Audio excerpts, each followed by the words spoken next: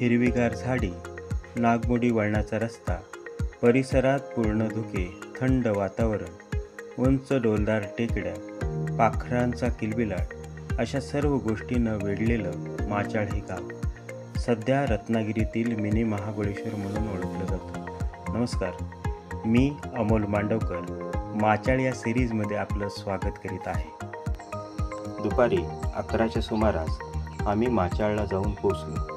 तिथले ग्रामस्थ तुकाराम पाटील यांनी एक छानसं कौलारू घर आम्हाला थांबण्यासाठी दिलं.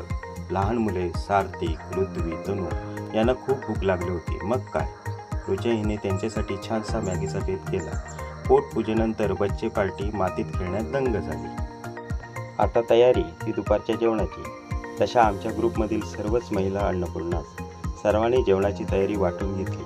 महेश व प्रकाशने चिऱ्याच्या साहाय्याने चूल तयार केली. रक्षित, निकेत, अथर्व जंगलामध्ये त्यासाठी लाकडे आणण्यासाठी गेले. लाल तिखटात माखलेली सुरमई रव्यातून जाऊन जेव्हा गरम तेलात तव्यावर सोडली जाते तेव्हा खऱ्या अर्थाने कोकणच्या खाद्य संस्कृतीचा वास सर्वकडे दरवळतो. सौंदाळ्याचं कालवण म्हणजे अस्सल चवीचा नजराणा. त्याच्यासोबत मृदुला हिने टायगर झिंगा फ्राय केला होता. तळलेल्या मच्छीच्या वासाने सर्व माहोलच बदलून गेला. तिकडे चुलीवर गरम भात तयार झाला. मच्छीसोबत कांदा लिंबू कापण्याची तयारी निकेतने केली. आता मात्र खूप भूक लागली.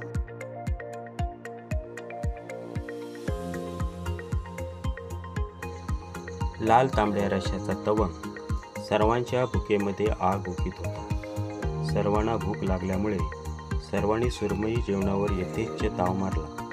जेवण झाल्यानंतर दुपारी आराम करून पुढे मुचकुंद डोंगरावर आम्हाला ट्रेकिंगसाठी निघायचे होते. 3:30च्या सुमारास आम्ही सर्वजण मुचकुंद डोंगरावर ट्रेकिंगसाठी निघालो. त्यात रक्षितचा उत्साह पाहण्यासारखा होता. डोंगरावर जाण्यासाठी पाऊण तास लागणार होता, पण सर्वांच्या उत्साहापुढे अंतर छोटंसं होतं. दूरवर पसरलेल्या पठारावर आभाळ ठेंगणं वाटत होतं. जणू आभाळाचं छत या गावाला लाभलं. सभोवताली सह्याद्रीच्या हिरव्यागार पर्वतरांगा, चहूकडे पसरलेलं दाट धुकं आणि गार वाऱ्याची झुळूक मनाला प्रसन्न करत होती. कडीपत्त्याच्या पानाचा सुवास दरवळत होता. प्रत्येक जण निसर्गाचं जिवंत सौंदर्य डोळ्यात साठवत होता.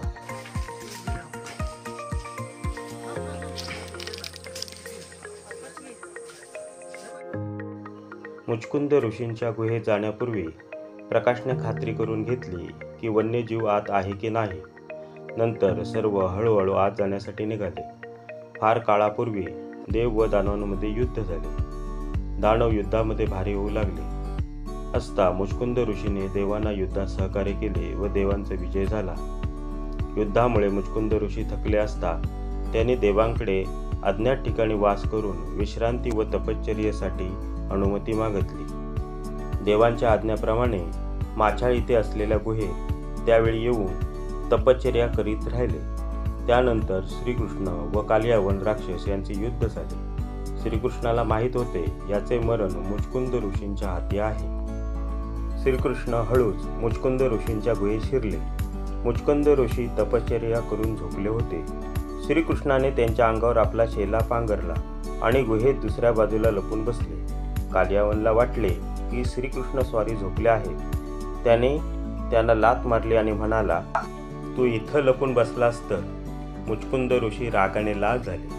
मुचकुंद ऋषी कालियावनाकडे बघताच क्षणी कालियावन त्यात भस्म झाला. आता त्या ठिकाणी ग्रामस्थांनी जीर्णोद्धार करत सुंदर मंदिर बांधले आहे.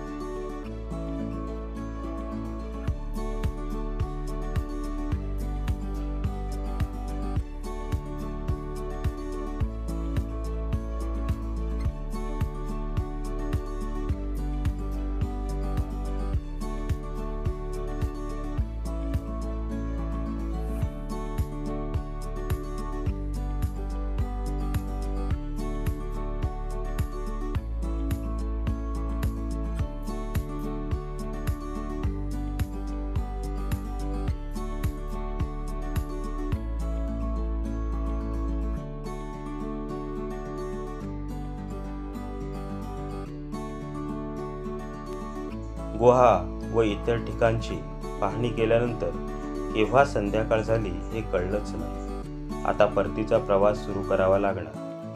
डोंगरावर ट्रेकिंग करून झाल्यानंतर थकवा कुठच्या कुठे निघून गेला आणि तेथील पर्वतरांगांच्या शृंखलाने मनाला एक रोमहर्षक अनुभव देऊन गेला.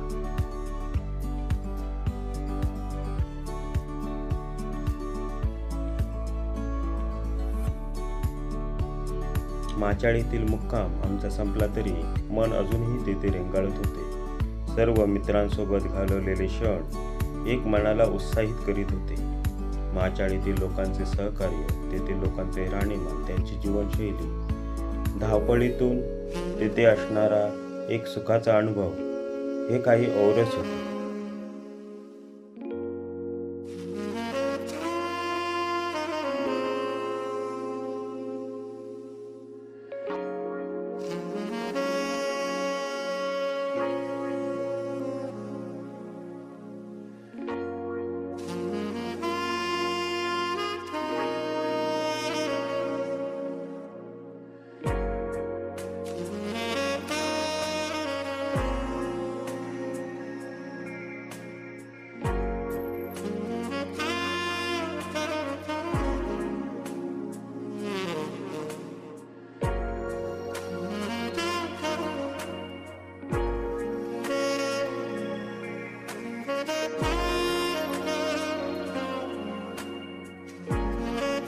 माचाळवरून आता आम्ही निघालो परतीकडे, पण पुन्हा मित्र एकत्र येऊन नवीन ठिकाणी सहलीचे नियोजन करू. भविष्याच्या काळजीत वर्तमानाचे सुख कधी हरवू नका. मनोसक्त जगा, आनंदित राहा. तर चला, आपण सर्वांचा मी निरोप घेतो. चला तर मग पुन्हा भेटू. Bye bye.